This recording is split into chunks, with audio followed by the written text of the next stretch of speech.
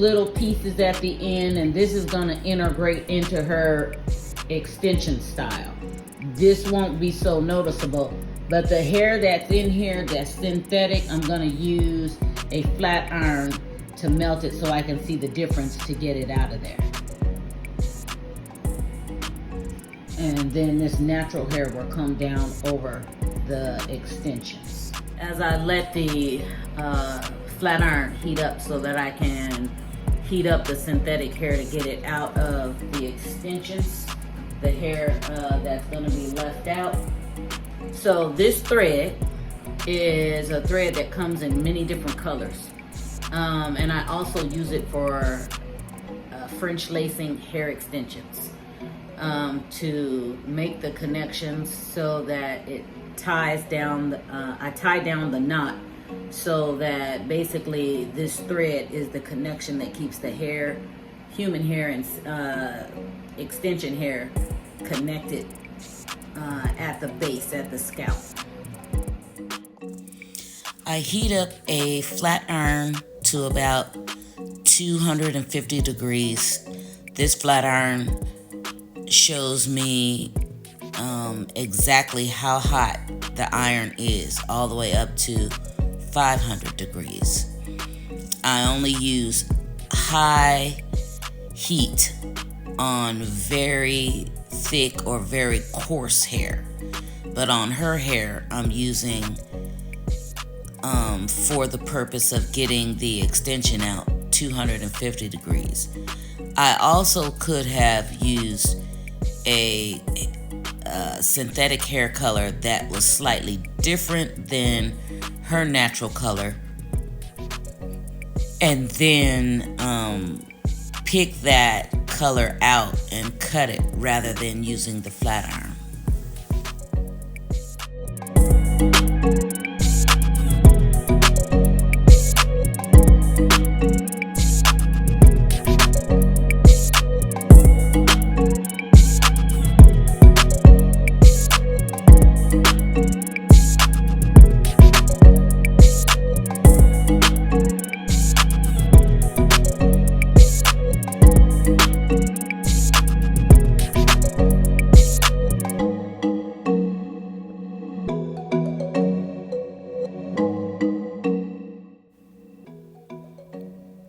Once the hair melts onto the flat iron, it just beads up and you can pick it off of the flat iron and clean it off the comb with your fingers. It doesn't ruin the flat iron at all. I have a ceramic base, ceramic tile on my flat iron. This is the only type of flat iron that I would use, so I'm not sure about other flat irons that might be made of other materials, because this is all that I use. And I also use actually ceramic and titanium. Those are the only irons that I use.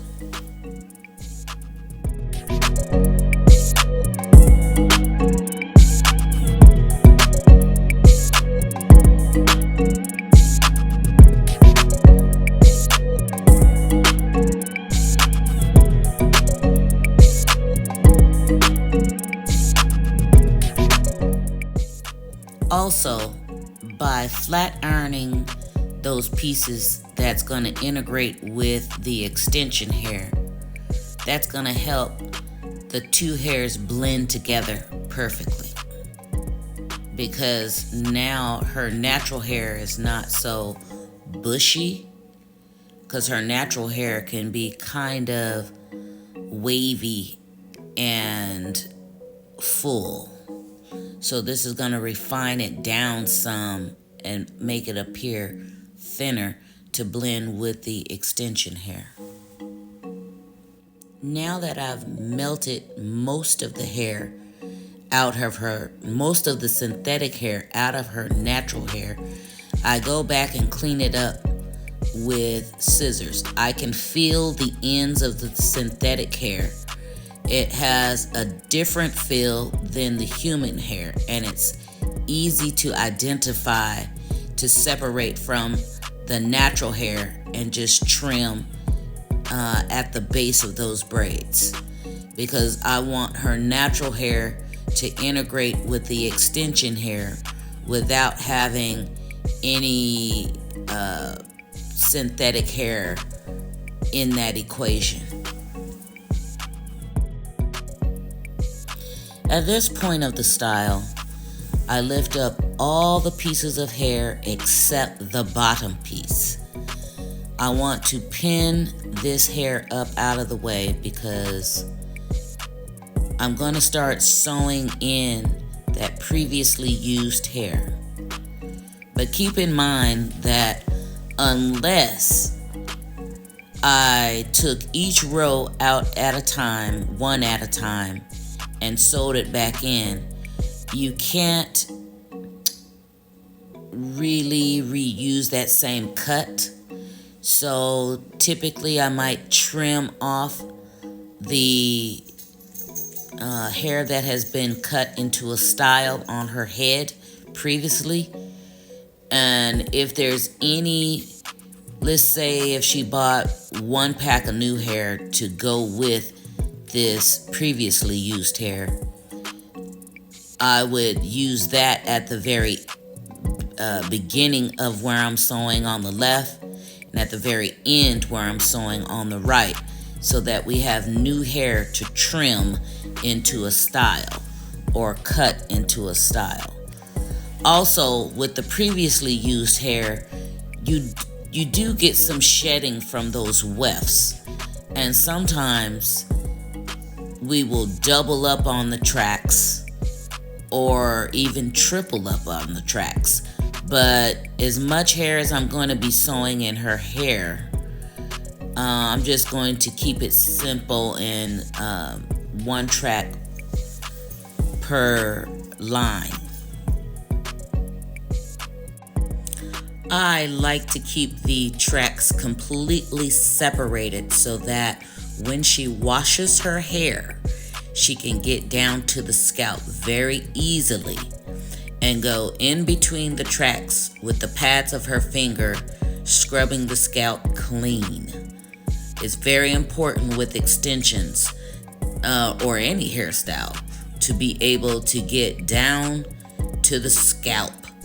It's not just about a hairstyle or a look on the outside. It's also about scalp care so that you're not creating a fungus.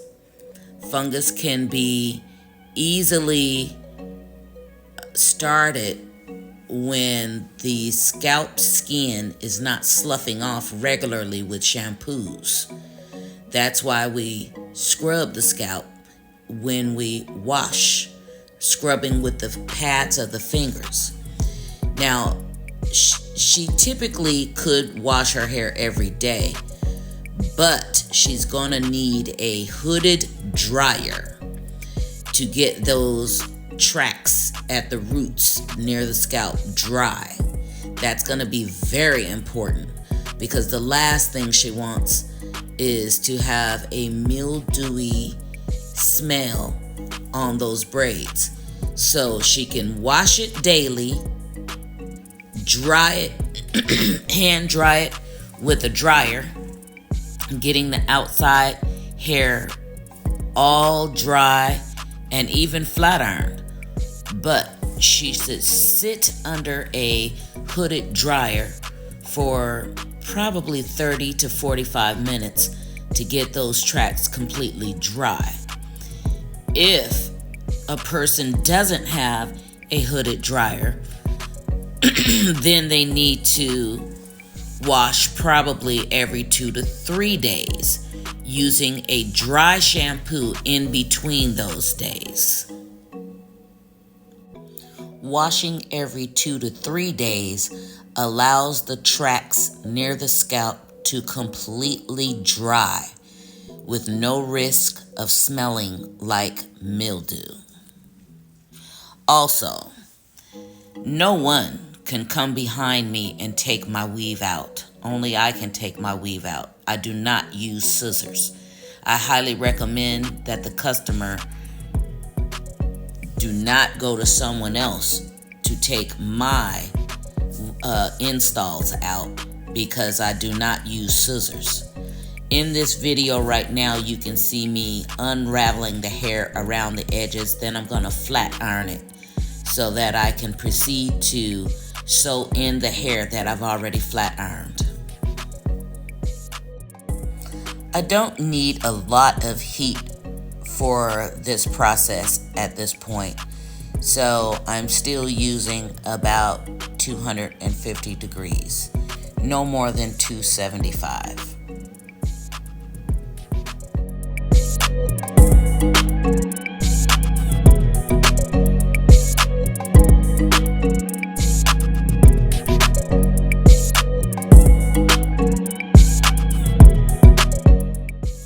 As you see me picking threads off the tracks, that's because the previous stylist sewed them together before she sewed them in her hair.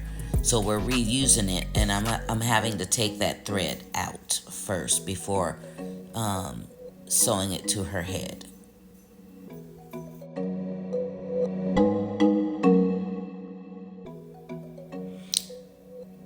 As I start to sew the hair, I anchor a knot at the beginning through the track so that I can make sure that it's not going to unravel. And the stitch that I most prefer is the same stitch that a person would use if they were hemming pants. I will make my spaces for each stitch about 1.5 to 2 centimeters so that I can be sure that the track will not come loose at some point. However, it's very seldom that my work will come apart, but if it does, I generally will repair it for free. The type of thread that I use is very strong. It's also very thin, and it's not as noticeable as a lot of the thread that you would buy in the local shops around the country. I stopped using that type of thread like soon after really I started, because I buy my hair extension tools from a company in California, and I will not purchase those products locally. I prefer certain types of needles. I don't like the curved needles. I like a short needle that does not have a point on the end. I don't want the risk of sticking the customer with the needle. I talked about shedding on the tracks when previously reusing the hair. How you can reserve the track from shedding is a rubber glue that is made for extension hair.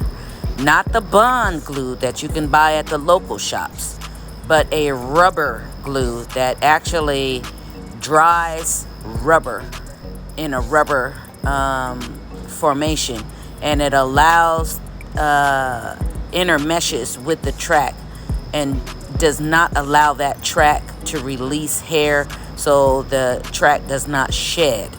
That has to be bought at a glue company. That's where I buy it anyway.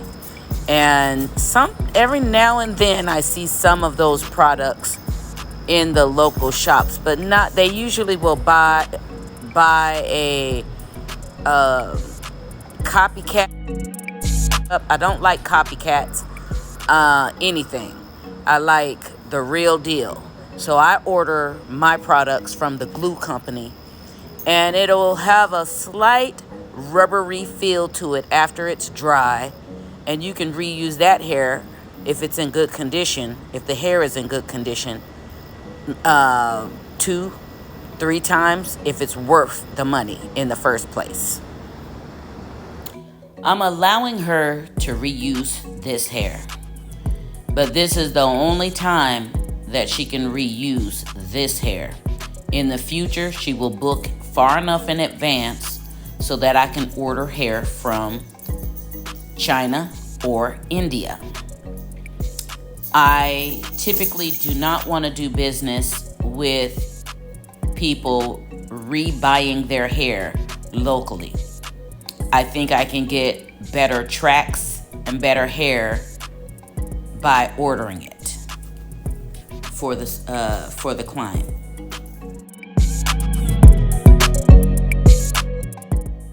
At this point where I started using the light colored hair, this is where she and I had a difference of words, because we had already discussed what was going to happen. So in my mind, I don't need to keep going over it over and over again with the customer, because I know we're going to do the dark hair only up to a certain point, and then the light hair after that to blend with her uneven light hair that is damaged and broken off due to her coloring her own hair. But somewhere in her mind, she decided that I should just do black all the way through. But what she doesn't know is to thicken up some of the dark hair, I doubled some of those tracks with that hair that was shedded, because I just thought it was too thin to match her natural hair type. Her natural hair was very, very, very thick per square inch. I mean, she had so many strands of hair per square inch that to compensate for that, she would really feel the difference if I didn't double up on some of those tracks. So by the time I got to the light hair, I'd pretty much run out of the dark hair. And so I was really upset that she was saying, okay, well, just finish it with the black hair. And I'm thinking to myself, this woman is crazy. But I tried to explain to her that I don't do that type of work where we start out with one plan and then we switch up in her head without communicating that to me. And then I don't follow someone's direction, like, okay, now do this. Okay, now do that. Okay, now do this. Okay, now do that. That's not how it works. We're going to talk about this thing beforehand, and then I'm going to do the job as planned. And it also has to make sense to me what we're going to do and how that's going to end. And based on the light hair at the top, it could only end with light hair so that it made sense to me. But when it stopped making sense, that's when she gave me a great deal of anxiety. And no matter what she was paying, it wasn't worth that anxiety. So I had to explain to her what I was going to do. Because at some point she said, well, I'm just going to go home and dye all my hair black. I said, well, you'll also be dyeing this light color hair black also, because that's what I'm sewing in the top. And that's how I left it. And when it was all said and done and completely finished, and she looked in the mirror, she said, I love my hair.